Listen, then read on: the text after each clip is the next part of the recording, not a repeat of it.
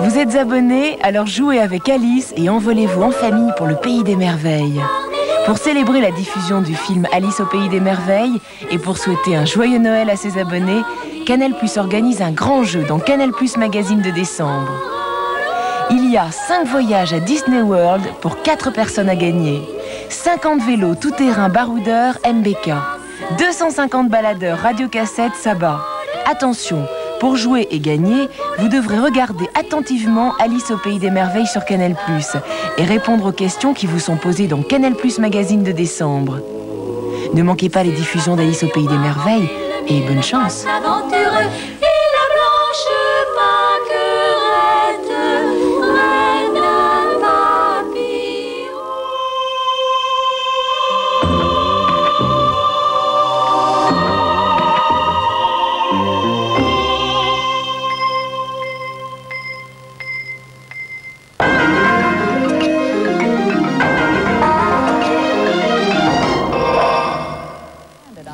Tempête de neige meurtrière aux États-Unis sur une grande partie du pays, le centre et le sud-ouest d'abord, le nord et le nord-est ensuite.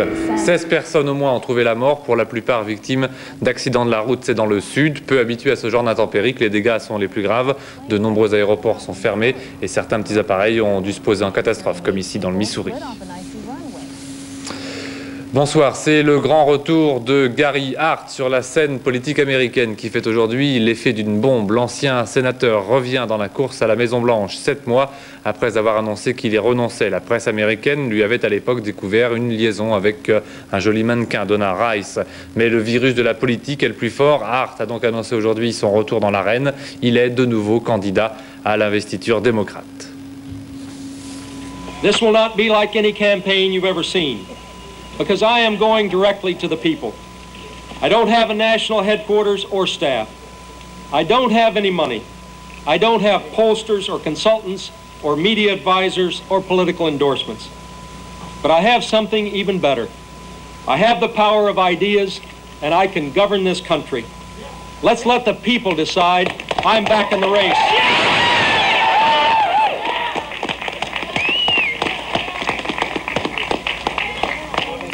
En France, le changement de statut de Renault renvoyé à janvier prochain. Jacques Chirac a décidé de ne soumettre aux députés le projet de réforme du statut de la régie que lors de la session extraordinaire qui examinera également le projet de loi sur le financement des partis. Le Premier ministre ne veut pas utiliser l'article 49.3 de la Constitution qui supprime tout débat à l'Assemblée. L'examen du texte sur Renault avait commencé samedi devant les députés, mais la discussion était paralysée par plus de 3500 amendements déposés par le groupe communiste. Le commerce extérieur français revient presque au vert, léger, très léger déficit en novembre dernier, 700 millions de francs contre 5 milliards de déficit en octobre. À la Bourse de Paris, confirmation de la reprise, hausse de 1,6%, le dollar ne gagne qu'un petit centime à 5 francs 51. La suite des affaires avec la démission du président de la Société nationale des poudres et explosifs, Guy-Jean Bernardi, qui quitte son poste à la demande du ministre de la Défense, André Giraud. Son entreprise, la SNPE, est soupçonnée d'avoir été mêlée à des exportations illicites d'armes et de munitions vers l'Iran. Et puis à Lyon, remise en liberté par la chambre d'accusation de Pierre Alberti, le patron de Radio Nostalgie, de sa femme et du directeur d'antenne de la station.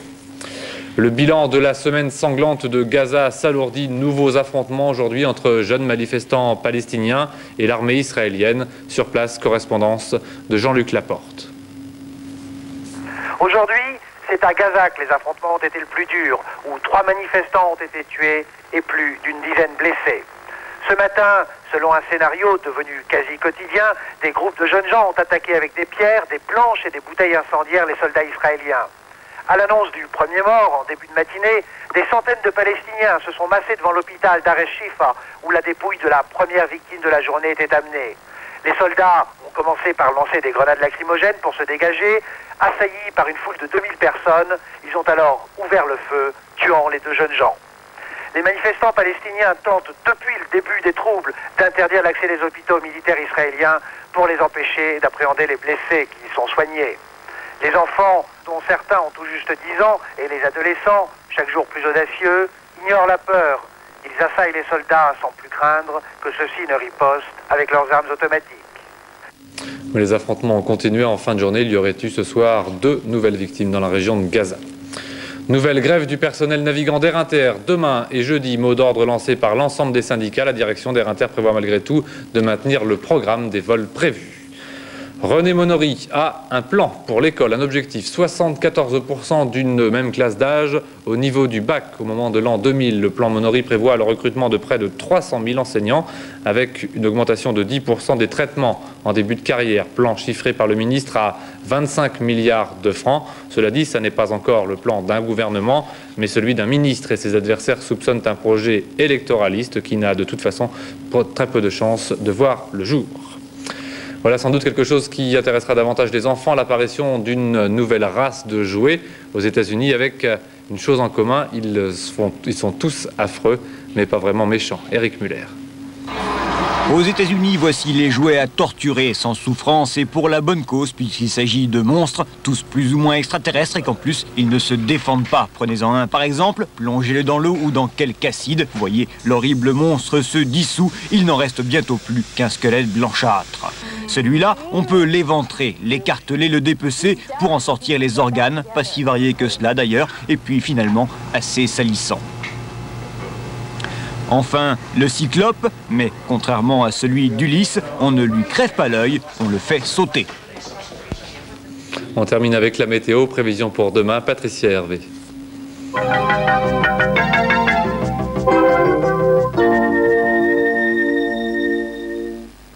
Un peu plus de soleil au sud demain, mais le nord du pays restera sous l'influence de perturbations qui arrivent de l'Atlantique. Ces perturbations vont se succéder toute la semaine, apportant pluie, mais aussi douceur.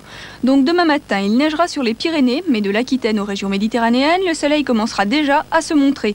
Sur toutes les autres régions, le temps sera gris, brumeux, avec des pluies au nord-est qui donneront encore du verglas. Dans l'après-midi, les éclaircies gagneront du terrain pour s'étendre jusqu'à la Loire. Seules les Alpes resteront sous la grisaille. Partout ailleurs, persistance d'un temps maussade. Encore dégelé cette nuit au nord-est, mais ce sera la dernière fois pour la semaine. Demain dans l'après-midi, on atteindra 5 à 18 degrés sur l'ensemble du pays. UAP, plus de 30 000 personnes à votre service. Numéro 1 oblige. Cinéma sur Canal+, descente aux enfers dans un instant. Très bonne fin de soirée.